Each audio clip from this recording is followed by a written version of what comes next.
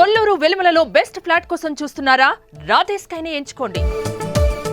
Janasena party అధికార ప్రతినిధి, తిరుపతికి సంబంధించినటువంటి పార్టీ నేత కిరణ్ రాయల్పై గత కొన్ని రోజుల నుంచి నడుస్తున్నటువంటి వివాదాలు, ముఖ్యంగా లక్ష్మి అనే మహిళతో ఆయనకున్నటువంటి సంబంధం ఏంటి, ఇలా రకరకాల ప్రశ్నలు, ఊహాగానాలు వెలువడుతున్నాయి. అయితే ఇప్పుడు తాజాగా కిరణ్ రాయలు కొన్ని వీడియోల్ని, ఆడియోలను కూడా రిలీజ్ చేశారు. తన మీద కొంతమంది కుట్ర పన్నే ఈ విధంగా మార్ఫింగ్ చేసి తన ఫోటోలను బయటకు రిలీజ్ చేస్తున్నారు. అలాగే తన వాయిస్ను పోలినటువంటి ఏఐ టెక్నాలజీతో ఇంకొక వాయిస్ను కూడా రిలీజ్ చేశారు. అది ఎట్టి పరిస్థితుల్లోనూ తన వాయిస్ కాదు అంటూ పదే పదే వాదిస్తున్నారు. సో దీనికి సంబంధించి నేరుగా మనతో మాట్లాడడానికి కిరణ్ రాయల్ గారు లైవ్ కాల్లో ఉన్నారు.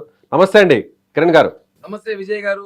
కిరణ్ గారు, మీరు పదే పదే చెప్తున్నారు కుట్ర పన్నారు, నాకు ఎలాంటి సంబంధం లేదు ఆ మహిళతో, కేవలం పరిచయం మాత్రమే ఉంది, కానీ ఆ వీడియోలో ఉన్నటువంటి వ్యక్తిని నేను కాదు, ఏఐ టెక్నాలజీ ద్వారా మార్ఫింగ్ చేసి తన ఫోటోను, తన వాయిస్ను అక్కడ ఇన్వాల్వ్ చేశారు అని మీరు చెప్తున్నారు.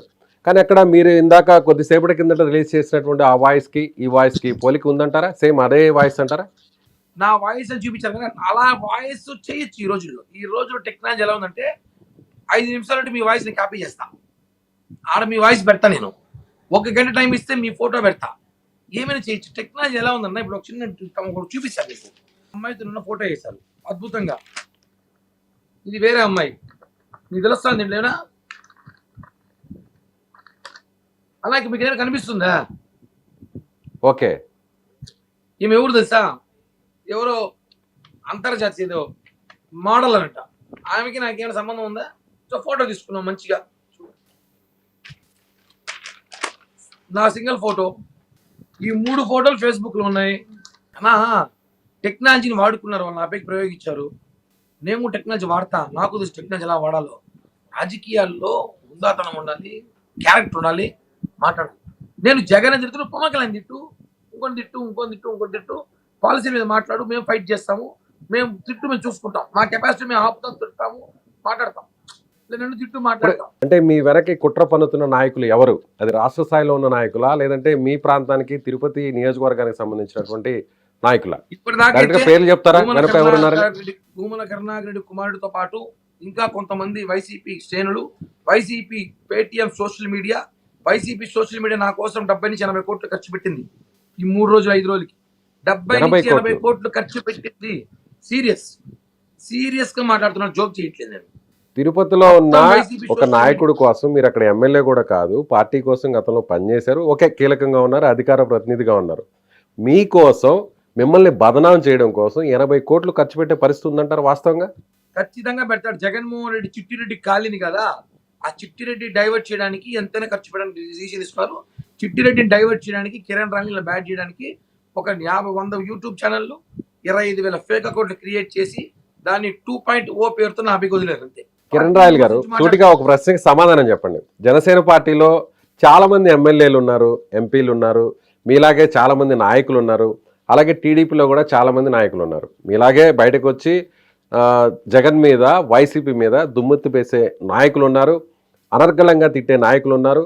అసలు మీ మీద ఎందుకు ఈ స్థాయిలో కాన్సన్ట్రేట్ చేశారు? మీ మీదే ఎందుకు కుట్ర పన్నారు?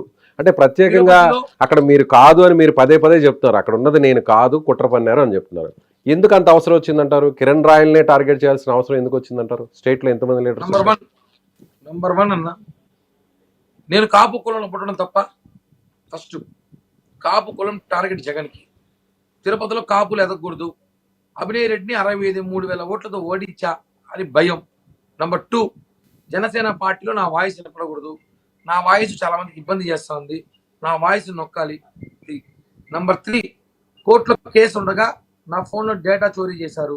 2 ఏళ్ళ ముందు కోర్టులో కేసు వేస్తుండా, 2 ఎస్పీలు 2 డిఎస్పీల మీద కేసు వేస్తుండా, కోర్టులో కేసు జరుగుతుంటే బెదిరిస్తారు. నా వాళ్ళు ఫోన్లు చేసి డిబేట్లు పెట్టి ఫోటోలు ఉన్నాయి, వీడియోలు ఉన్నాయి, అవి ఉన్నాయి, ఇవి ఉన్నాయి, చిత్రాలు వాగుతారు. అంటే కోర్టు అంటే భయం లేదా మీకు? ఇష్టారాజ్యమా కోర్టు అంటే? గవర్నమెంట్లో ఎవరు అనుకుంటారు మీరు? కరెక్ట్ కాదన్నా, ఇవన్నీ చూస్తారు కాబట్టి కాలింది నాకు. చెప్తున్నాం కదా, ఒప్పుకునే ప్రసక్తే లేదు. దీని మీద ఎంత ఊరుకోవాలని పోతాడు. ఒక మహిళ బయటకు వచ్చి ఆరోపణలు చేసి, వాస్తవాలు తన దగ్గర ఉన్న ఆధారాలతో సహా బయటకు వచ్చి మీడియా ముందుకు వచ్చి చెప్పినా కూడా పోలీసులు ఏమాత్రం కూడా కిరణ్ రాయల్ని అసలు పట్టించుకోలేదు, కనీసం ఒక చిన్న కేసు కూడా పెట్టలేదు. కానీ ఎక్కడో రాజస్థాన్లో ఉన్న జైపూర్లో ఉన్నటువంటి పోలీసుల్ని ఇక్కడ పిలిపించి ఒక చిన్న కేసులో ఆమెను అరెస్ట్ చేయించి అక్కడ తీసుకువెళ్లారు అని మీ ప్రతిపక్ష పార్టీకి సంబంధించినటువంటి నాయకులు ఆరోపిస్తున్నారు. దానికి మీ సమాధానం? అన్న రెండు చిన్న కేసు అయితే రాజస్థాన్ నుంచి రారు. Cryptocurrency blackmailing case, అక్కడ చాలా మందితో వీడియో కాల్స్ ఆడియో కాల్స్ కేసులు, నాట్ ఓన్లీ రాజస్థాన్, కర్ణాటక, కలకత్తా, విశాఖపట్నం అన్నింటిలో కేసులు ఉన్నాయి ఆమె మీద. 2 సంవత్సరాలుగా దాంకొని తిరుగుతుంది. ఒక్కసారిగా తెరపైకి వచ్చి రోడ్డుపైకి వచ్చి ప్రెస్ మీట్ అని డ్యాన్స్లు వేస్తుంటే పట్టుకెళ్ళిపోయారు. అవి చేయకూడదు. నీ మీద కేసులు నాకు తెలుసు, కేసులు ఎందుకు పెట్టారో తెలుసు, నిన్ను కేసులో ఎవరు కాపాడారో కూడా నీకు తెలుసు. కానీ నువ్వు చేసింది కరెక్ట్ కాదు. నువ్వు డబ్బులు తీసేసుకొని సెటిల్మెంట్ చేసుకొని సెటిల్ అయిపోయిందని వీడియోలు ఇచ్చి బరి తెగించి రోడ్డు మీద మాట్లాడుతూ ఉంటే ఎంత బాధ వేస్తున్నా. డబ్బులు తీసుకున్నావు నువ్వు, కొట్టేరా, నువ్వు తీసుకురావాలి, నువ్వు సెటిల్మెంట్ చేసుకున్నావు లేదా, నువ్వు గుడికొచ్చి అన్ని చేసుకొని ఈరోజు మాట్లాడడం కరెక్ట్ కాదు. అన్నీ కూడా కరెక్ట్ కాదన్నా. కాబట్టి కానీ మీరు ఒత్తిడి తీసుకొచ్చి బలవంతంగా ఆమె చేత సంతకాలు పెట్టించారు, మీరు కూడా బాండ్లు ఇచ్చారు, అక్కడ మీరు క్యాష్ కూడా దాని మీద మీరు కూడా ఇచ్చారు, సంతకాలు పెట్టారు. దాదాపు 1,20,00,000కి సంబంధించిన డబ్బు రావాల్సి ఉంటే, లావాదేవీలు ఉంటే బలవంతంగా ఒత్తిడి చేసి మీరు అక్కడ సెటిల్మెంట్ చేసుకున్నారు అనేది ఆమె చెప్తుంది. ఒత్తిడి చేసి ఉంటే ఇన్ని రోజులు ఏం చేస్తాను? ఒత్తిడి చేసి 2 ఏళ్ళు అయింది కదా, అది ఎప్పుడు రాసుకుంది? 2023లో రాసుకున్నావు. ఈ 2 సంవత్సరాలు ఏం చేస్తున్నావు ఒత్తిడి చేసి ఉంటే? జగన్మోహన్ రెడ్డి అనే వ్యక్తిని తిట్టడం వల్ల ఇవంతా స్టార్ట్ అయిందన్న, ఆ పోస్టర్స్ వల్ల. నేను చెప్తాను, రాజకీయ కుట్ర లేకపోతే మనం వదిలేస్తామని. నేను ఒక అమ్మాయిని తీసుకొచ్చి రాజకీయ కుట్ర చేయడం కరెక్ట్ కాదు. దీన్ని తిరుపతిలో నా నాటుని తొక్కేస్తే జనసేన వాయిస్ అయిపోతుంటే ఒప్పుకోనన్నా. ఎంత దూరం పోతుందో పోని, నేను డిసిషన్ తీసుకున్నా. నన్ను నా కుటుంబాన్ని రోడ్డుపై తీసుకొచ్చి పెట్టింది నా 15 ఏళ్ల కష్టాన్ని జస్ట్ ఒక సెకండ్లో నువ్వు అనేస్తే సరిపోతుందా? నిరూపించుకోవాలి. నేను చేయలేదు అని నిరూపించేవారు నేను ఫైట్ చేస్తాను. అందుకే కిరణ్ గారు, మీకు ఆమెకు ఉన్నటువంటి పరిచయం ఏంటి, ఆ సంబంధం ఏంటి, ఓపెన్గా చెప్పండి. ఇంత దూరం వచ్చింది కాబట్టి ఎలాంటి పరిచయం ఉంది, ఎన్ని సంవత్సరాల నుంచి ఆమెతో మీకు పరిచయం ఉంది? మా ఇంటి పక్కనే ఉంటుంది. ఆర్థిక లావాదేవీలు ఉంటాయి, తెలిసిన వాళ్ళు బంధువులు వాళ్ళు వీళ్ళు వస్తూ పోతూ ఉంటారు. అప్పులు ఉంటాయి, తీసుకుంటాం, మంచిగా ఉంటాయి అన్న ఒకటి. అంటే ఆర్థిక లావాదేవీలు అన్నారు మీరు, ఫైనాన్షియల్ ట్రాన్సాక్షన్స్ ఉంటాయి అన్నారు. ఎలాంటి ట్రాన్సాక్షన్స్ అంటే? కొంతమంది మీరు కొన్ని సందర్భాల్లో కూడా మొన్న చెప్పారు, ఆమె పక్కన చిట్స్ వేస్తుంది ఇంటి పక్కనే, సో అలాంటి పరిచయమే ఉంది అని అన్నారు. అంతేనా? కేవలం ఆ చిట్స్ వరకు మీరు ఆమె దగ్గర చిట్ వేసే పరిచయమేనా? అన్న డబ్బులు కాడ లావాదేవీలు, మంచి చెడ్డ, మా ఇంట్లో మంచి శుభకార్యం, మా ఇంట్లో శుభకార్యం, ఫ్యామిలీ ఫ్రెండ్స్ లాగా ఉన్నారు. ఆ అమ్మాయి చదువు చూసుకొని, ఒకవేళ నేను 2012, 2013 ఈ 13 సంవత్సరాలుగా మాకేం రిలేషన్ ఉంటే ఎందుకు 13 సంవత్సరాల తర్వాత బయటకు వచ్చింది అమ్మాయి? ఇన్ని రోజులు ఎందుకు రాలేదన్నా? 2 ఎలక్షన్లు జరిగినాయి. 2014 ఎలక్షన్ జరిగింది, 2019 ఎలక్షన్ జరిగింది, 2024 ఎలక్షన్ జరిగింది. ఎందుకు రాలా నువ్వు? 3 ఎలక్షన్ జరిగినప్పటి నుంచి నువ్వు ఎప్పుడెప్పుడు ఆడియో కాల్ రికార్డ్ చేసుకున్నా అంటావు, వీడియో రికార్డ్ చేసుకున్నా అంటావు. నాకు డబ్బు ఇచ్చి రికార్డ్ చేసుకోలేదా? ఎప్పుడు ఎందుకు రికార్డ్ చేసుకోవాలా? కనీసం నాకు 100 రూపాయల నోట్ ఇచ్చేటప్పుడు రికార్డ్ ఎందుకు చేసుకోవాలి నువ్వు? అప్పటి వరకు రిలేషన్ బాగుంది, తర్వాత రిలేషన్ చెడింది కాబట్టి ఇవన్నీ బయటకు వస్తున్నాయి. ఇప్పుడు ఈ సందర్భంలో మీరు జగన్మోహన్ రెడ్డిని టార్గెట్ చేసి మార్ఫింగ్ చేసి చిట్టిరెడ్డి అంటూ కొన్ని పోస్టర్స్ని బయట పెట్టారు కాబట్టి ఇప్పుడు వరకు ఉన్నదంతా కూడా సీక్రెట్గా ఉన్నదంతా ఈ వ్యవహారం ఇప్పుడు తెర మీదకి వచ్చింది అంటే మీరేమంటారు? తెర మీదకి వచ్చిందా, తెర మీద తెచ్చారా? తీసుకురావాల్సిన పరిస్థితి వచ్చిందేమో. ఎవరికి? ఓకే, మీ ప్రత్యర్థులే, మీ రాజకీయ ప్రత్యర్థులే దీన్ని తెర మీద తీసుకొచ్చారు అనుకుందాం. అసలు ఎలాంటి పాత్ర నాకు లేదు, అందులో నాది ఏ సంబంధం లేదు, కేవలం మార్ఫింగ్ చేశారు, ఏఐ టెక్నాలజీతో నా వాయిస్ని అక్కడ ఇమిటేట్ చేశారు అని అంటే నిజంగా చూసేవాళ్ళు ఇది నమ్ముతారా? మీరు ఇచ్చిన ఆ వాయిస్ మీది కాదు అని మీరు పదే పదే చెప్తున్నారు, కానీ మొత్తం ప్రపంచం అంతా కూడా ఆ వాయిస్ వినింది, ఆ వీడియో చూసింది, ఆ ఫోటోలను కూడా చూస్తున్నారు. దానికి మీ సమాధానం? ఇప్పుడు వినిపించాను కదన్నా వాయిస్. అదే వీడియోలో వేరే వాయిస్ వచ్చింది, విన్నారా మీరు? దానికి దీనికి పోలిక ఒకటేలా ఉందా? ఆ వాయిస్ కి ఈ వాయిస్ కి మార్చుకోవచ్చు. టెక్నాలజీలో మనం వాయిస్ మార్చుకోవచ్చు, వీడియో కూడా మార్చుకోవచ్చు. ఆ అమ్మాయి ఇంకో వ్యక్తితో ఉన్న వీడియో పెట్టచ్చు, ఇంకో వ్యక్తి ఇంకో అమ్మాయితో ఉన్నట్టు పెట్టచ్చు, ఎట్టగాలో చేయొచ్చు. వాయిస్ ఎలాగో మార్చుకోవచ్చు. టెక్నాలజీ నా దగ్గర ఉంది. మీరు నాకు టైం ఇస్తే నీ వాయిస్ మీ ఫోటో ఆ స్పాట్లో పెట్టి నేను వీడియో పంపిస్తాను.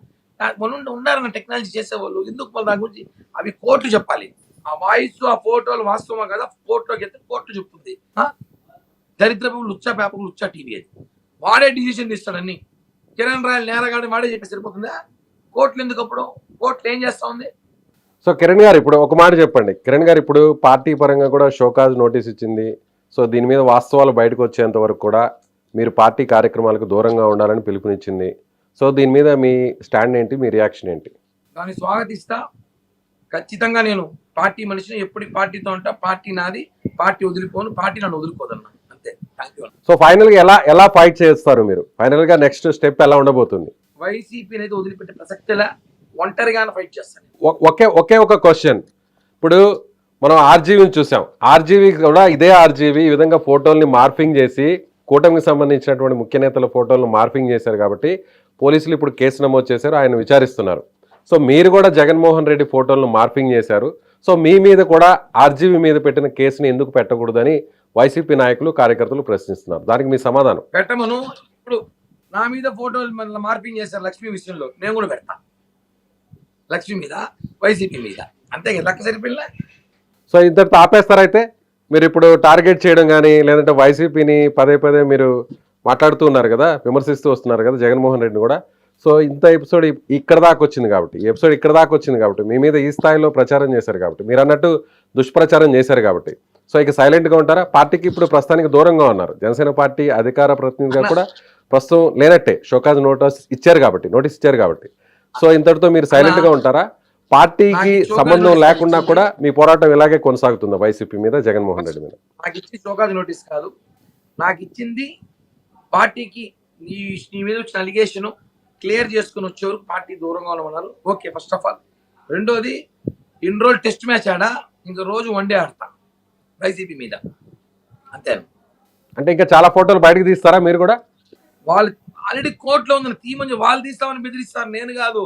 వాళ్ళు తీస్తే మొత్తం అందరినీ గుడ్డలు కూడా తీసి కోర్టులో నిలబెట్టిస్తారు. ఎందుకంటే ఆల్రెడీ హైకోర్టులో కేసు ఉంటే కథలు చేస్తారు వీళ్ళు, బ్లాక్ మెయిల్ చేస్తారు వీళ్ళు. హైకోర్టులో కేసులు ఉంటే రమ్మని చెప్పడం, అందరి కథ చూద్దాం.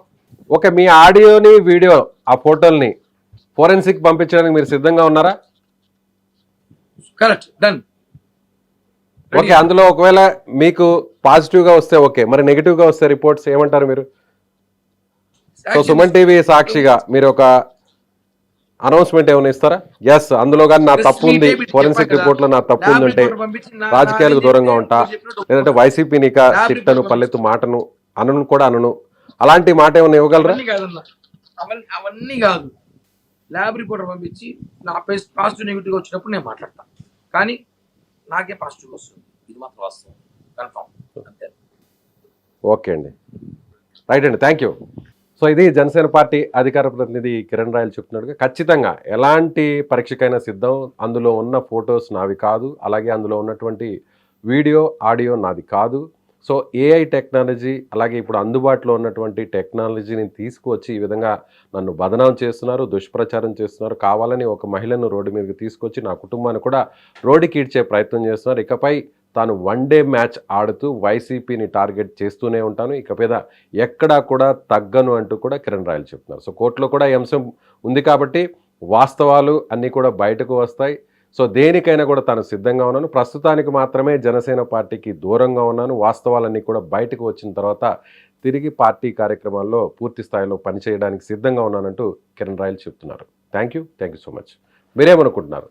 సో కిరణ్ రాయల్ చెప్పింది వాస్తవం నమ్ముతున్నారా? సో కిరణ్ రాయల్ కామెంట్స్ మీద మీ అభిప్రాయం ఏంటి? ఖచ్చితంగా కామెంట్ బాక్స్లో మీ ఒపీనియన్ని తెలియచేయండి.